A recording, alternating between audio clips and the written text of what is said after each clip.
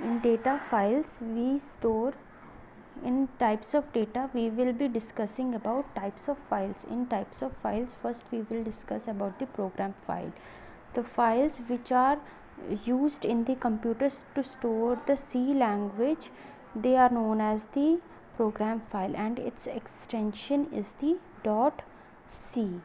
Data files are those files in which information are stored in the form of fields, name of the student, class, section, marks, as well as the gender.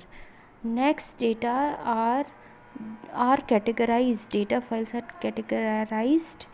This data files is further divided into two types, sequential and the random. Sequential means all the data are stored in a sequential way, and the random data means information can be stored in the without any series. Random data files are those in which data are stored without any series.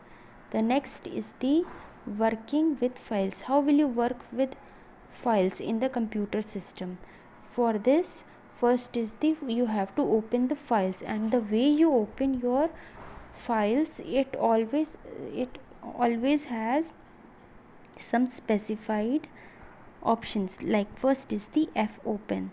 This fopen function, this is the function which is used in the C to store any to open any file. For this you have to first write fopen and these small brackets, and then write the name of the file.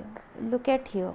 Here you can see we have open this file. We have first started with this function, that is the fopen, and then we have written the name of the file. And here are the modes in which the data are to be.